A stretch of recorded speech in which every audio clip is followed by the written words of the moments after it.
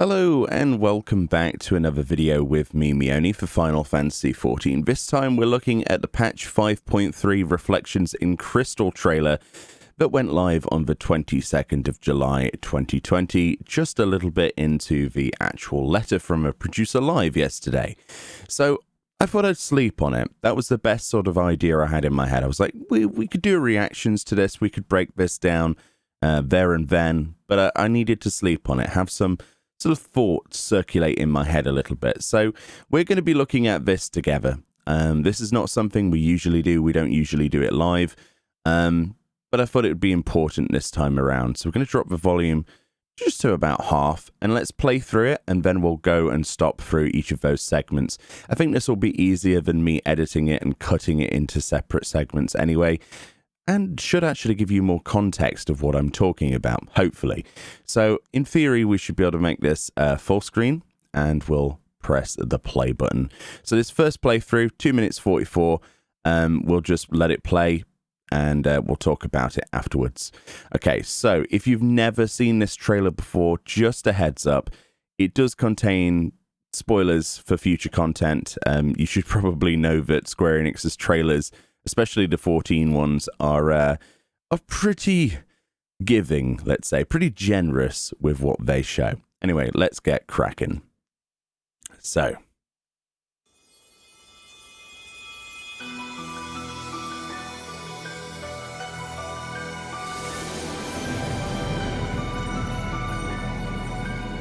Very pretty, very pretty.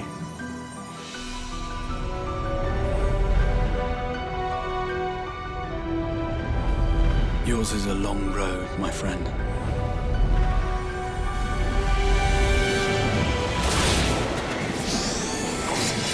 Another star shout.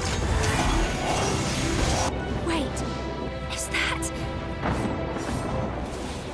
And there may come a day when you forget the faces and voices of those you have met along the way. Head pat.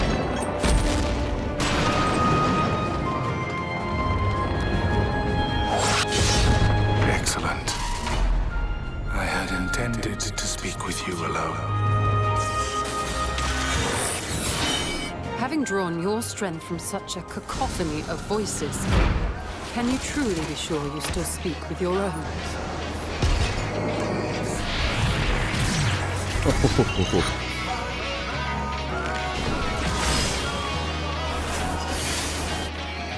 No.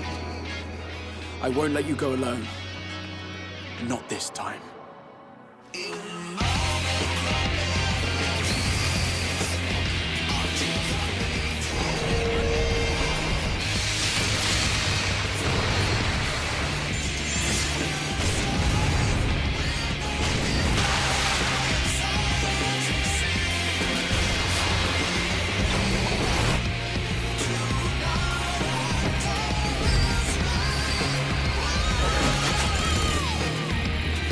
Joy you have known. Oh. The pain you have felt. The prayers you have whispered and answered. Come, warrior of darkness! Let us finish this! They shall ever be your strength and your comfort.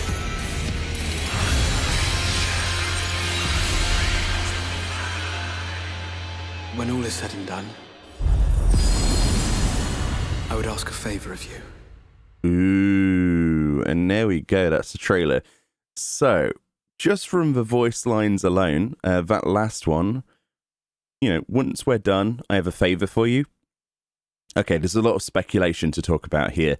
Mostly the likelihood is that maybe Gauntlet, or at least the one on the first, basically loses his life. That's the big speculation.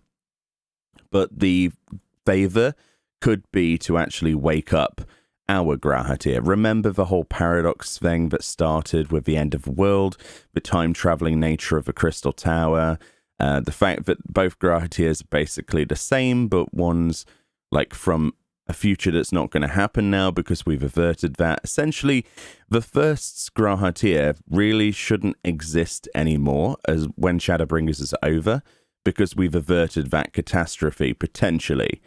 In theory, right? I could be wrong about that, but we seem to have changed fate a little bit, right? That was the whole idea behind Shadowbringers, is that you might not be able to change the overall outcome, but you can change a specific part of that.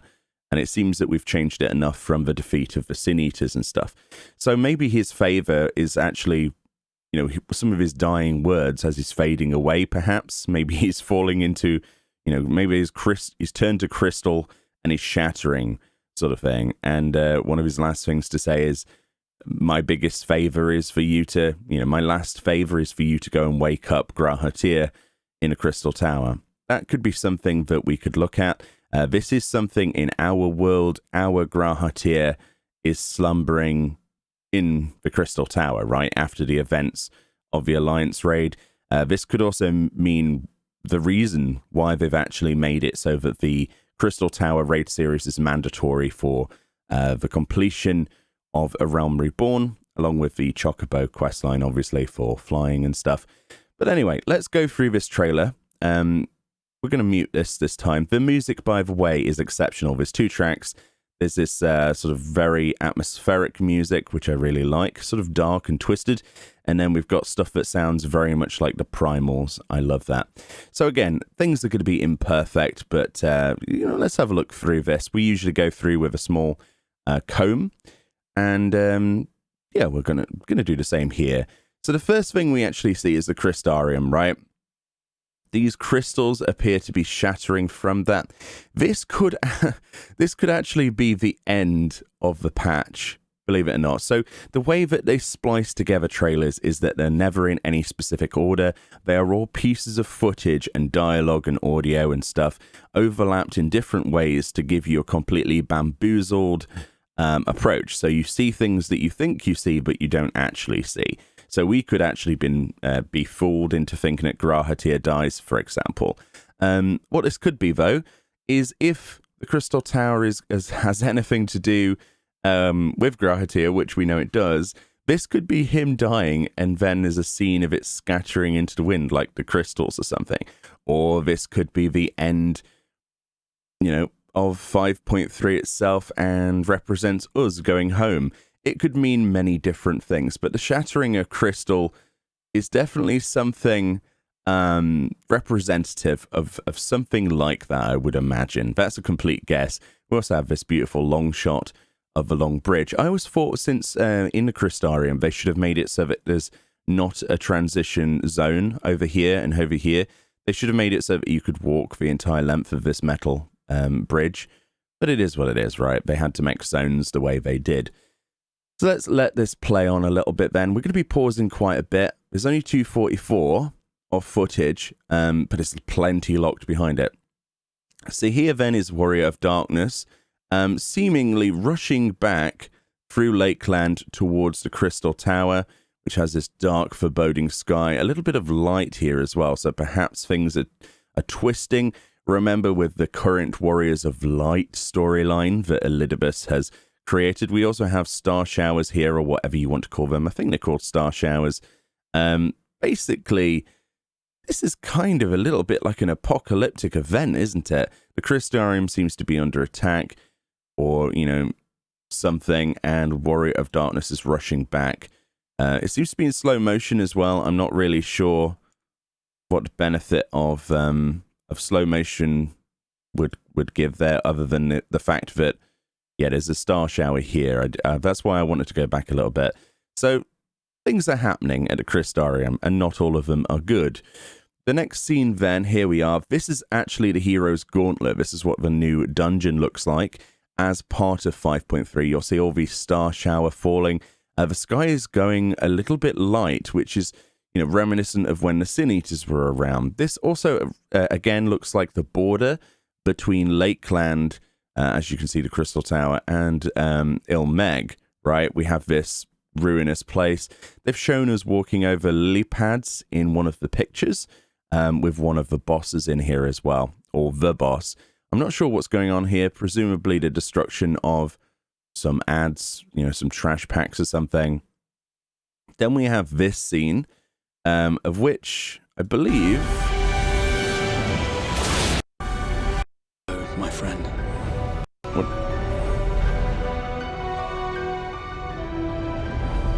Yours is a long road, my friend. Yours is a long road, my friend. So, yeah. Then we have this scene, of course, where we've got the star shower. This is actually in Yulmore, as you can see, with the Scions overlooking this star shower stuff. It doesn't bode well. I think this is inside more Heroes Gauntlet. Yeah, this is definitely Heroes Gauntlet. I didn't mean to press out a full screen there. So this is that boss that everybody loves, that they've had just a little bit of artwork on. There's a high-res version of the artwork on a special site now. You see, the problem is with trailers like this, they always go a little bit pixelated when you pause them, especially in action sequences. But as you can see here, if we actually lower the speed of this a little bit, there we go. You can get a better idea of that. Let's just go back a few seconds because we've missed a couple of bits here. So we've got the Warrior of Darkness in Heroes Gauntlet fighting against some really cool looking, well, it looks like shades actually, doesn't it? Like Warriors of Light, perhaps? Are these the Warriors of Light that Elidibus has summoned? Is that where we're going with this? That's kind of like the best shot we can get out of this. It definitely looks like the start of a calamity, doesn't it? Maybe this is the precursor. So we're there fighting away against all odds. Then we've got this person who... This could be a Sin Eater, right? This could be a Warrior of Light turned into a Primal. This could be a Sin Eater. I'm not really sure. Then we have this scene again in Yulmore, which is joined to the previous scene over here at 27 seconds. So basically, this dialogue here... Another star shower. Another star shower. It's always funnier when you slow them down. So, another star shower, yes. They're basically dealing with lots of these situations. This is the bit that makes me think that it's the summoning of Warriors of Light, that maybe Elidibus has done this. He's seen us do it against Hades, where we summoned our friends. Perhaps this is the same deal, or perhaps this is actually us summoning again on that last fight. I told you it'd be full of spoilers. Because what comes out of these lights, again, should be Warriors of Light, in theory. There you go. So this is a scene, presumably, again, in the Heroes Gauntlet. Remember, the Heroes Gauntlet is trust-enabled, so we have these sort of tree dudes. We have crystals in the background there. Reen's there, Alisaie's there. We've got what appears to be a battle going on its own, like nature fighting. Was that a dragon there? No. Okay, let's just quickly go through here again. That's definitely yeah, that's a dragon. Like, have we seen dragons? Like brood dragons in Shadowbringers yet? Or is that the first one? I can't even remember. Interesting though, they're all fighting or something. We get this close-up of Urianger. I accidentally clicked the damn thing. There we go. Is that who I think it is, sort of thing? Is that our Warrior of Darkness, or is that the possessed Elidibus? I can never tell on these cutscenes. I think that's supposed to be us. Maybe? It's like, is that who I think it is? Maybe the Scions are getting confused of who we are or whatever. They go more, presumably, Heroes Gauntlet footage. There's a lot of Heroes Gauntlet footage. That dragon there, well, it's a bird, isn't it? It looks like an Amaro, actually. Probably not an Amaro, but some kind of winged creature attacking Warriors of Light. It does look like nature is rebelling, like the Ilmeg itself is fighting back.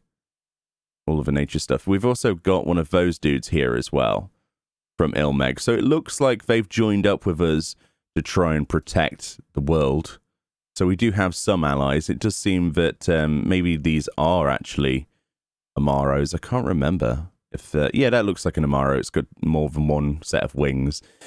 Then we've got one of our favorite characters staring up. We've got Grahatir looking very, well, this is the end, my friend. Then we've got this scene actually in Amarok with more dialogue with the Ancient Ones, which is going to be really cool. I really, really hoped they would go back here and fill us in with some more storyline. Very, very beautiful place. And there is huge connections to us potentially being an Ascian ourselves, right? That was the whole big thing that came out of the expansion, and indeed the death of Hades as well. It'll be interesting to see where we go with that storyline. We also have this scene. I believe this is actually in the Hero's Gauntlet again. Alphino's just using spells whilst we're attacking this. They filled it full of magic here.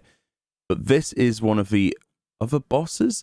This looks like it's another boss inside the Hero's Gauntlet, but it could be something completely different. I don't think this will be the trial fight because obviously we have the Scions here. So maybe this is another boss in the Hero's Gauntlet. Have they really shown us two fights?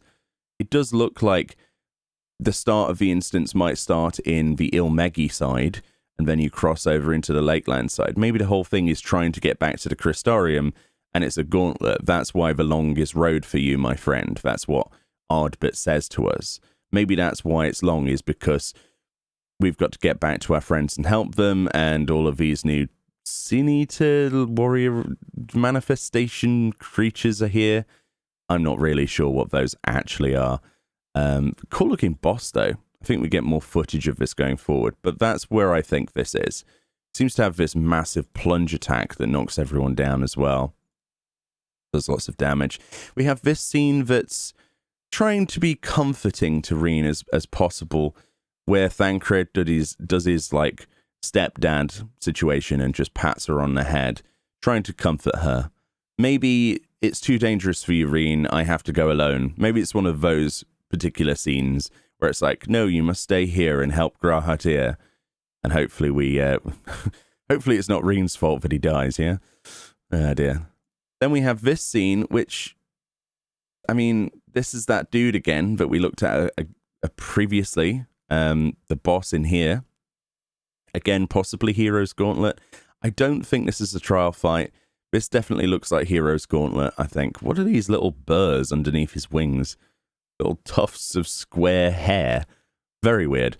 Very, very ripped, though, as you can see. And his sword is something that I would absolutely kill for, personally. Look at that. It's absolutely beautiful. It kind of looks like the Lynx Fang weapons. There he is. Look at his face. He looks like a character, like a Rogadin that's like been possessed or like empowered by Elidibus or something. Looks very, very, very menacing. These weird wings, though. It's kind of like Sin Eater technology with a bit of possession or something. This then is actually, I would guess, the Bosnian Southern Front, part of the Resistance weapon series. Basically, there's a Garlean building and we're sieging it. This could be part of a fever dream from Cid, where we're actually attacking or something, or this could actually be part of the Southern Front itself. The reason I'm not 100% convinced that it's Southern Front is because the stuff in the first in Southern Front itself does appear to be that we're going to be sieging a fortress, and I don't think the fortress looks like this. This elaborate tank thing, though, that we've got on our side, this battering ram tank, that is so cool. It reminds me, obviously, of the driller robot that you fight in the Gimlet Dark. Presumably the same sort of tech. It seems to be boring, look. It's got the same sort of boring through the wall technology. Only it's on our side? Question mark. We also have these characters here. I don't think these are players, but what I want to point out is this beautiful looking axe here. I'm not sure if we have this in the game for Warrior, but I think we definitely should. Very nice. It's got sort of like lions on it and stuff and little stars. I love that. One of the details that I missed before. We've got obviously a summoner Eggy there. So maybe these are players. We have the, the white mage here, machinist. Maybe it's showing us assault it together. Maybe this is a group inside Bosnia. Could be. You know, we are assaulting the fortress, so to speak. There you go. There's those drill bits whirring away, boring through here. They might want to wait until that cools down a bit. They're going to burn themselves to death. And yeah, we bore a hole in the side of their fortress. Might as well go through the front door, right? It appears to be through here as well, that this is a typical sort of castrum. This could be then that fortress, because they renamed it into castrum. What was it called? Something. I can't remember right now. Castrum Ligatore or something. I don't know. But yeah, it used to be a Bosnian encampment with the Hrothgar and the Resistance themselves. That drill bit is really cool. I would love to see that as a mount. Not just the drill bit, the rest of it would be cool as well. So as we go in here, you can see all of that, you know, different platforms and bits and pieces. This looks like a solar array, by the way. I'm probably speculating too much here, but look at the layout of this. Maybe this is some kind of weapon. This could be part of... Oh, that's interesting. It seems to change as you go in there. Like holograms or something? That was interesting. Watch this. You go towards that, and then zhung, we have this sort of weird hologram thing going on. Could be a fever dream then, I'm not sure. Then we have this scene with a character that should be very familiar to some of you, with basically dragoon diving towards an airship and destroying an airship. This, again, look at the sky. The sky appears to be on the first, right? So this is no longer on our world. So the Bosnian stuff is on our world. This is taking place definitely on the first. This is an Yulmorian airship, and that looked like, what's his name? The legatus of the, Legion? Ah, bugger. I've forgotten his name. It kind of looks like him, or it could be a completely different character, but he's dragoon diving straight for a Yulmorian airship, which, I mean, that doesn't bode well for the people on it, does it? Which, if we're to believe that, looks like the Scions are using that to try and get back to the Crystarium. Maybe that's the whole idea. Try to get back to the Crystarium to save your friend, the Crystal Exarch, and save the city, since the Warriors of Light that Validibus has created are holding it hostage and doing bad things and trying to cause the calamity, which is why the sky's gone yellow. So we're trying to get back there, but there's so many obstacles, and we end up trying to take an airship. It gets, like, dragoon dived by a Sin Eater type of monster or something. And then we have to go the long way and somehow end up in Lakeland and then do the Hero's Gauntlet and then do the trial. That's my theory. If I'm right, then you can buy me a cup of tea. There's also this scene as well. This one's basically the transition of Ardbert, but this is not Ardbert. This is basically Elidibus. There's actually a little scene here where he talks. Let's actually not have it playback speed all that low. That would sound awful. I had intended to speak with you alone. I'd intended to speak with you alone. That's right. That's what he says. So basically, yeah, people speculating that it's not Elidibus as the last boss, or at least a form of him. I really can't agree with you anymore. This is too obvious to me. It's too straightforward that we'll be facing off against Elidibus now, in my opinion. So this is actually part of a critical engagement. They described this in a screenshot during the live letter itself, where they said this is one of the largest critical engagements, up to, I believe, 40 players. And critical engagements are essentially large-scale fates that you queue into in the Bosnian Southern Front. On the live letter summary video I made yesterday, it does go into more detail, but essentially you do skirmishes and other smaller fates and fight monsters until eventually this pops up in the right of your screen.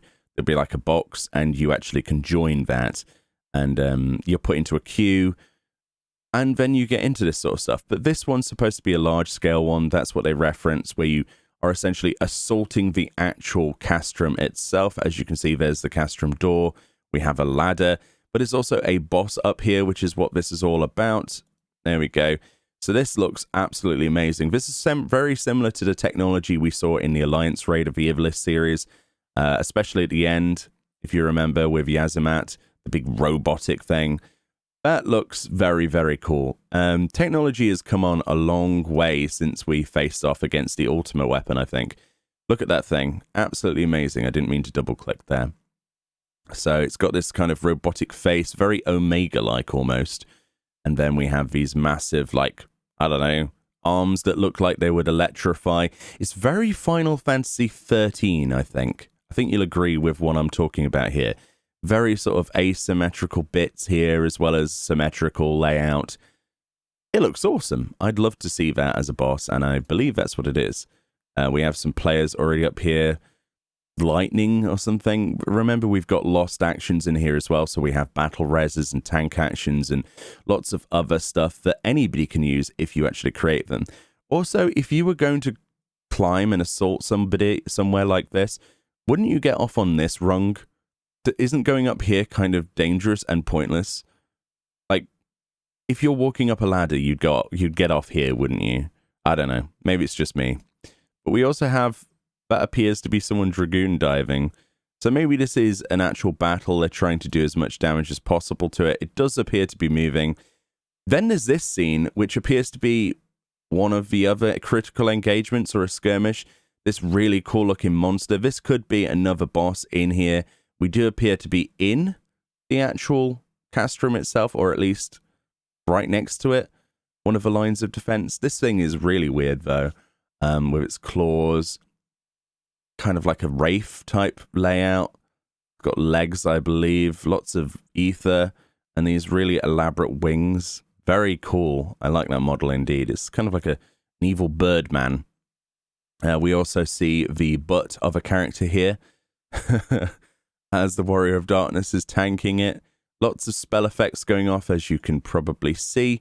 More characters over here. There you go, that's a better shot of it. That looks awesome. I'm not sure what that model is. I'm sure somebody has probably already found this on the Final Fantasy XIV, Final Fantasy wiki, actually.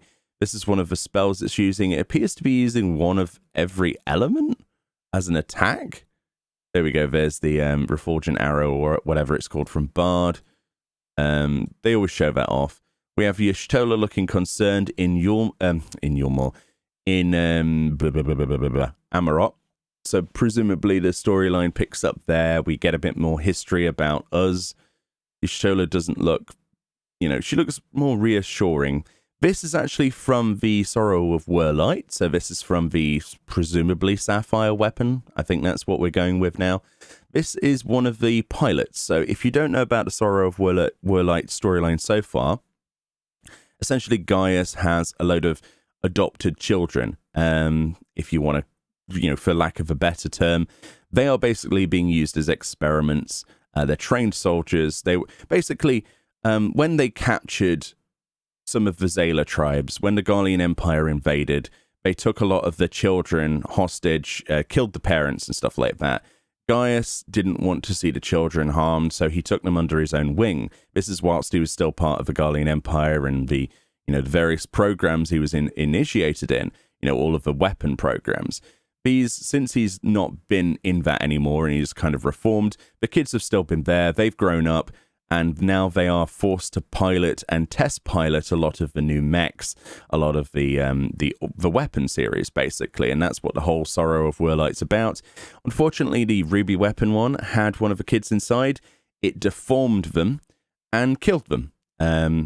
So that's their fate. If we defeat the weapon, basically they go to extreme lengths in the second phase, usually to oversoul themselves, and it kills the rider once the battle is over, which is really sad. This is one of those characters. I believe this might be the one that we end up saving or siding with, simply because there are other scenes later on with the mechs, and it appears that we're actually driving them. I'm hoping that we can save one of these children. It is really sad so far. I think you'll agree.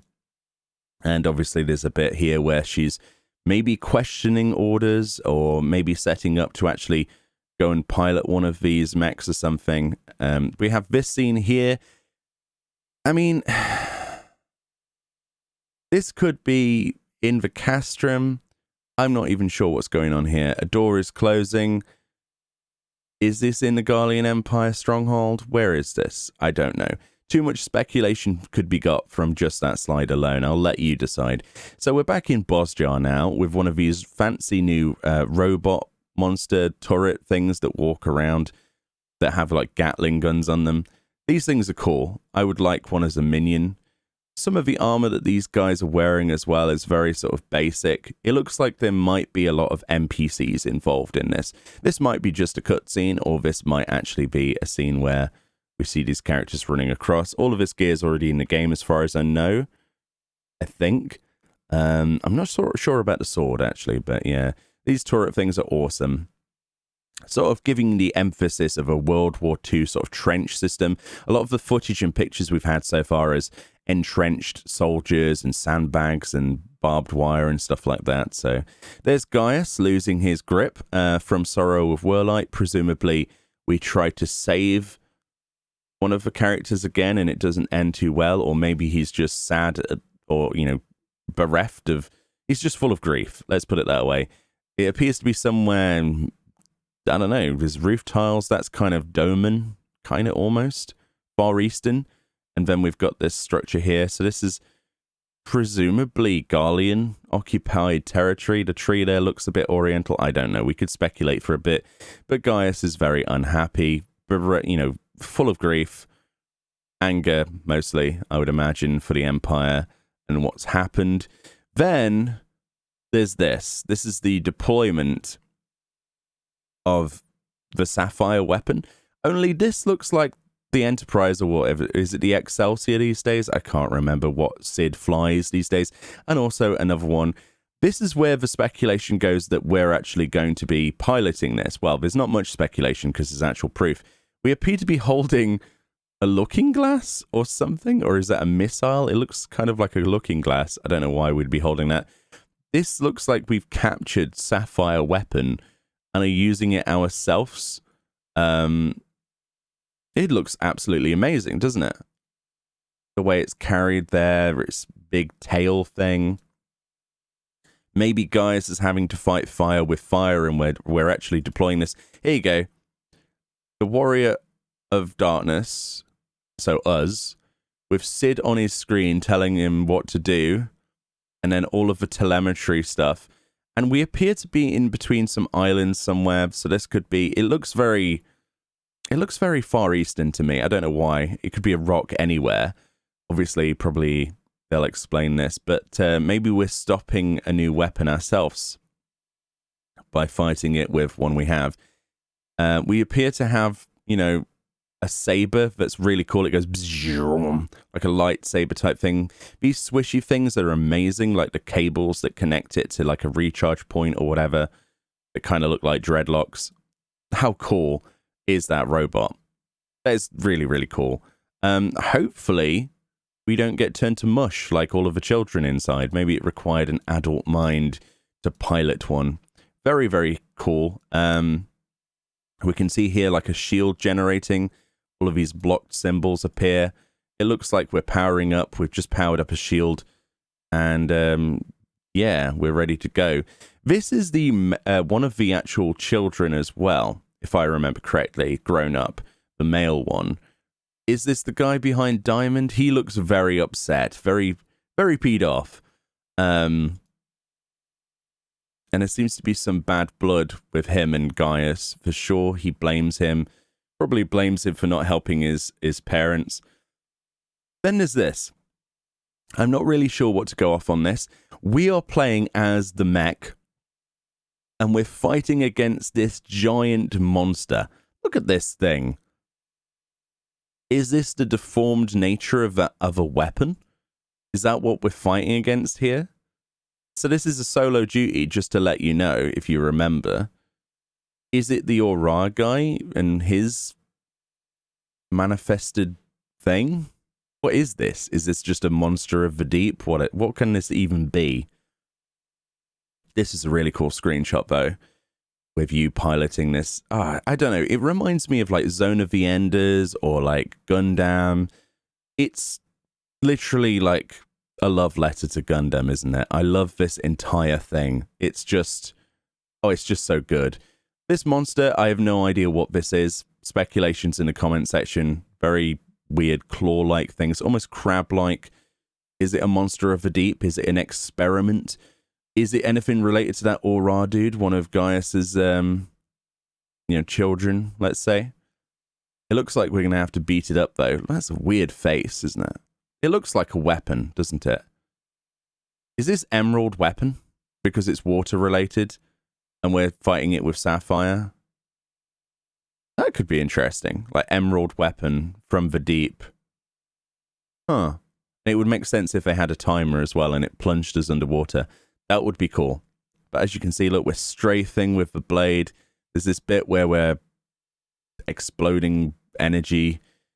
This is a nice scene that many of you are looking forward to. It's very easy to overlook the basics when it comes to patches, and that's that there's going to be flying in the open world old areas. So we're going to have, here we are over at Summerford Farms, overlooking Limsa Lominsa. What an absolute dream it must be to tap the spacebar and take off like that. Absolutely beautiful. On the live stream, Yoshi P was flying around in Costa del Sol. He went to Camp Bronze Lake and flew around the Wanderer's Palace. Oh my goodness, you could fly around places, so you're not limited necessarily to all these borders of water. Obviously, there's no diving in these areas. They've not added anything like that. But you can fly out to places within limits, right? I doubt they'll let us fly over to Limsa, but like maybe some of the other rocky outcroppings and things and places that you would usually see people trying to wall jump to. So I'm really hyped for flying in old areas. It's going to be a lot. It's going to be a lot of fun to see things from different perspectives. The concern that a few of my friends have got is that usually when they're forced to go on the ground in these areas, they run by somewhere to get to something. And if somebody's fighting a monster and are having a bad time, they'll help them out. Their concern is they might perhaps miss those people and not be able to help them, which I think is a really nice thing to consider, but at the same time, they're not completely wrong. You're just going to fly from A to B now, aren't you, over things. There is still speculation if it's going to be faster to go on a ground mount, though, with mounted increases through either the riding maps, because riding maps don't affect flight, do they? And people always moan at me about this, but Meoni, it'd still be faster to go A to B, because you can fly over everything. But yes, if it was across this bridge, I'd be faster in a straight line on the ground than you would be in the air, because there's no obstacles. But anyway, that's, again, feedback from a previous video. Now we hit back to the Crystarium. We have our Warrior of Darkness with some really cool looking gear here. Grahatir with his staff. And we're in a Crystarium in the Ocular. We're presumably talking about... What does he say here? That you're not going alone this time? Oh man, I can't remember. Let's have a quick unpausey. Make sure this is at the normal. Not this time. Yeah, not this time. What did you say, though? Not this time. Really? Just not this time? I won't let you go alone. Not this time. I won't let you go alone, not this time. So here you go. Here's, like, summons of other Warriors of Light or something? I'm not sure what's going on there. And then at 131, if you're interested, is the start of that really cool, almost Primals-like version of that song, of which we should drop the playback down a little bit again, and let's mute. So the next scene is all to do with the Near raid. Obviously, we've got the Dwarves of Comra, right? Not Tomra. And they were celebrating. There's actually a picture on a special site of this celebration. It was like a beer off. Their place is on fire. They were attacked by something. And 2P has woken up. There are all sorts of these weird enemies. This appears to be gear you can get from the Alliance raid itself. They showed off the sets individually as the gear. The way you can tell is that the samurai hat's on this character. So this is gear you get. As to what these characters are, I have no idea. This is a scene from inside. So this time the Poppets Bunker, it's called, will feature basically the fallen spaceship, the space station from the Nier Automata game, if you've played that. Basically, the space station crashed at some point and we're fighting through wreckage. A lot of these monsters look really cool. Look at these droids, yeah? Look at this humanoid droid here fighting. So this is the 24-player Alliance raid. In the background there, in the distance, you can see Mount Gulg, which is a nice touch, because of course that's still there. Very cool. Look at that robot slash. Plunge the blade right into your face. I love the Nier stuff. It's, I don't know. This is a cool bit. So one of the transitions between boss areas is like you're sliding through the, you know how the space station rotates around and basically the floor is always the floor, and that's how gravity works. It's a spherical design in space, and because there's a artificial gravity plating here, that's what it looks like. But we're sliding through it because presumably it's just a tunnel now to another area. Kind of cool. I'm really, really quite hyped to slide around on that. This then is the first boss of the instance. We know this because Yoshi P went in there and showed it us, but we didn't see it in battle. Look at these AoEs. So there's segments of AoEs that spin around with the lasers. So presumably these stop, maybe rotate back again and stuff. Maybe it's a bit Simon Says-y. Spinning blades, lots of laser beams, 3 major circled platforms in this room. Looks like an interesting, boss. Then we have this scene back in Comra again with, look like flight suits. Yeah, these are flight suits of people attacking the place. So these are other androids then attacking Comra. Yeah, look at that. Wow, damn. Getting absolutely owned there. So that's probably where it starts. There's the dwarfs running around going, no, my beer, my precious beer. Then we've got this scene. Now this, glory of mankind, Yorha. The glory of mankind, yes. So this looks to be inside much further. This could be a mini-boss or this could be a boss. It looks to have a missile launcher on it. It's like a big spider robot thing. That's the best shot that we have of that, with this big dish on the top. Are we saying boss or are we saying mini-boss? I don't know. When it comes to the Alliance Raid series, it could be anything. This looks amazing though. We've got lasers, we've got missile launchers. Very cool model indeed. And I love the backdrop as well, because this looks to be in the actual command room inside the Puppet's bunker. So like the further you go in, the more stuff like this you see. Look, RO30. Yeah, so that's the command bunker. Then we have this scene where there's one of the flight suits bombarding everything. By the looks of it, another little mini boss or a boss. It does look like a boss, this one actually. It looks like a boss room. Very interesting. They've given away quite a lot in this trailer. There you go. So the flight suit presumably has an android in it connected to this even bigger flight suit. This bombing thing.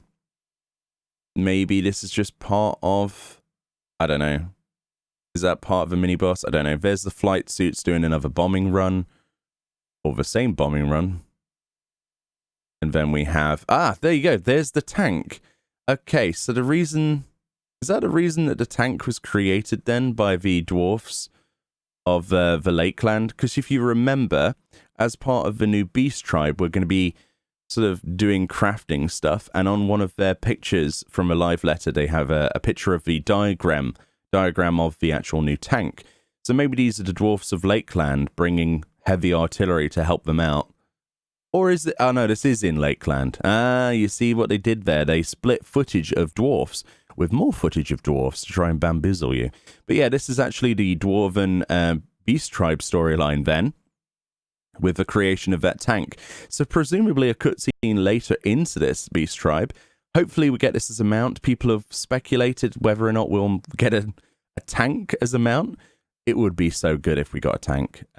Most likely we'll have other things to do with the tank or cutscenes, but it'd be cool. So here we are in the boss again of Nier. Of the copied factory, the Puppet's bunker, and we have a flight suit here in the background, so hindering our progress, presumably a few of them. So all of those dudes, those bad androids, let's call them, those bad robots, if you will, are not contributing very well to our life expectancy. Back in the Bozjar place then, with a Hrothgar with glowing eyes, with a resistance weapon, save the queen, ? And then we have the Resistance attacking, along with the Warrior of Darkness and the other characters, and we're assaulting. We're assaulting the Castrum, aren't we? This thing's awesome. Look at this. That is a cool looking robot thing with a massive gun on the side of it. Yeah, there's that character that we did a glamour on looking very upset. Hopefully Sid doesn't cough up any more blood to make us speculate about his death. We have this scene, which is obviously not the Warrior of Darkness. Maybe this is obviously Elidibus, and this is a bit that everybody's worried about. I'm getting Horsefont vibes, guys. This is, I don't know if you felt the same way, but in this instant where he basically stabs Grahatir through the stomach, yeah. I don't know why Grahatir didn't see this one coming, to be honest. But again, this gives me more credence towards the idea that we're in Yormor with the Scions. We get this news about this thing. The sky starts turning yellow. The stars start falling from the sky. We try to get back via hiring an airship from Yormor. It gets dragoon dived by a monster. We end up walking all the way, fighting some stuff. We end up in Ilmeg because it's the, I don't know, closest to something, or we managed to get there somehow. And then begins the hero's Gauntlet, which is the long walk, lots of bosses, and it takes us through parts of Ilmeg, across into Lakeland, and then to the Crystal Tower. But meanwhile, our old friend Grahatir is having a bit of a tough time.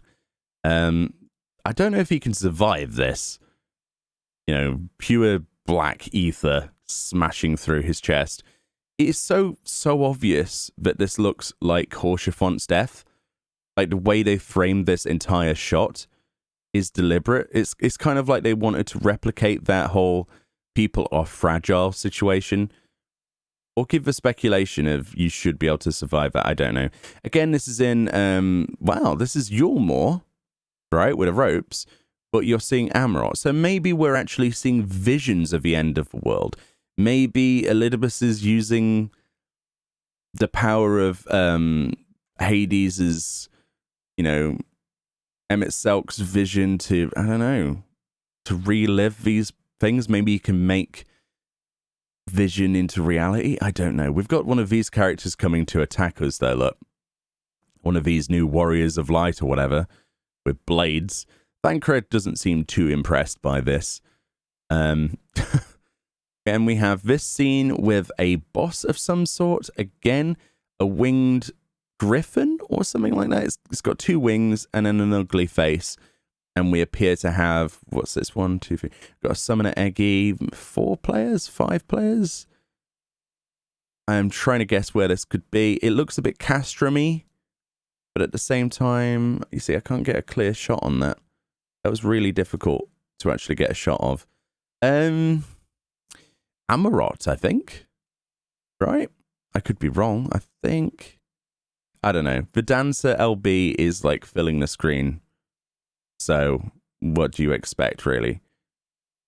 It doesn't go unblurry. Oh, well. And then we have more of this, the Ancient Ones. The static there is really creepy.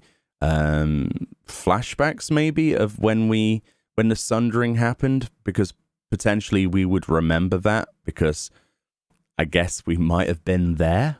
That's another one of the storyline hinges. Beautiful shot of the Starfall over at Amarot, really. It's getting absolutely destroyed. This is the final days of Amarot, right? We've seen this before. But this is Yormor, right? This is a scene in Yormor, because this is the ocean. Oh, I see. Because of where it is in the ocean, this is raised to the top, hasn't it? Elidibus has raised the entirety of Amarot, the vision of it, from the sea bottom to the surface, because look, there's the spire that you can see when you stand out looking from the ropes in Yormor, and it's raised from the seabed.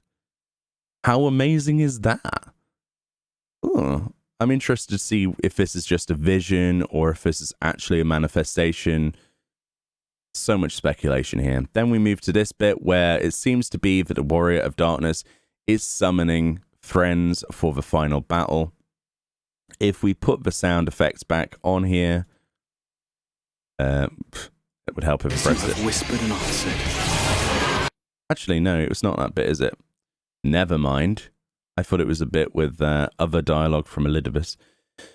So let's go back for a second. Yeah, summoning your friends for this trial, perhaps. It looks very I mean, those floor sections with the gold and blue, very either Crystarium, could be a battle inside the Crystarium itself. This is a battle in, I believe this is Bosnia again, Bosnia and Southern Front, that's what we elaborated on. We're tanking the big boss in the critical engagement, and there should be other people in the background there. That thing is just, it looks so cool. It looks like a transformer. This is the bit that's kind of, yeah, this looks like the aftermath of the battle. This is in the Crystarium with the tree area, and Grahatir doesn't look too good, does he? It's like, not like this. Mr. Stark, I don't feel so good. You see, look, he's turning to crystal. This is why at the start I said this section here, where you see, what we had, 216 in a minute. This section here, where the crystals are falling, this looks like the end of Shadowbringers. And this is actually the crystal fall of Grahatir, who sacrifices, or well, he dies, in this process. It's very hard not to pull the conclusion that Grahatir is dead, or at least this version. He does not look like he's having a good time, does he, bless him? Or maybe this is the paradox finally catching up with him anyway. It does appear, yeah, so his death appears to be fixing the sky? Very interesting. Or is this us being sent home? Or is, no, this is us being summoned, right? More warriors of light. As warrior of darkness, don't recognize. So are these just random people? Are these players? There's Elidibus in Ardbut's form, and he's at the throne at the top of the Crystal Tower. Oh my goodness. So the trial then is going to take place at the top of the Crystal Tower at Xande's throne, and we're going to summon all of our friends. But it seems that before we do the trial, we might see Grahatir die, or afterwards. Maybe Grahatir is up there.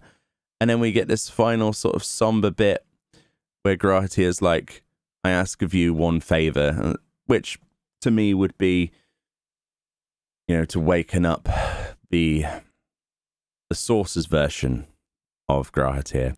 So there we go. That's my speculation and a bit of a breakdown. Hopefully I've not missed too much. Again, you know, when it comes to characters' names and stuff, I can't really remember them all live.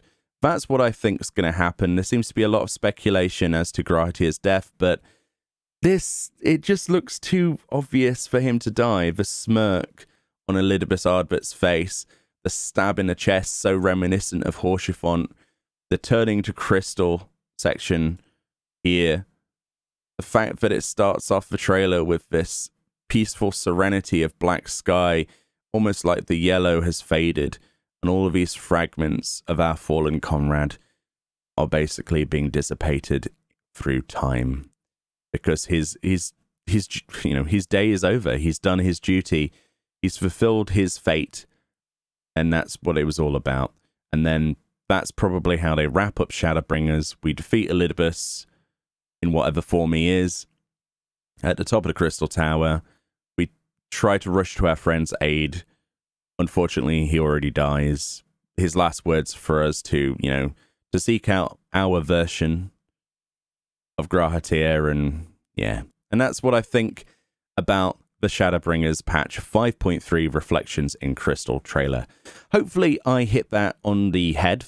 You know, I went full force into that. It's a bit longer than I would usually do, but I thought we would do it live and have a look through this together. Hopefully you appreciated that version of it. It's very interesting to me, all of the other hidden bits as well, what they could mean. A lot of the dialogue we could speculate over even more. This is cut together way better than some of the previous trailers. Usually they have like 50 scenes back to back in the same section that hide bosses and things like that. But we've got quite a bit, actually. They've shown a lot of the near raid that I didn't expect them to.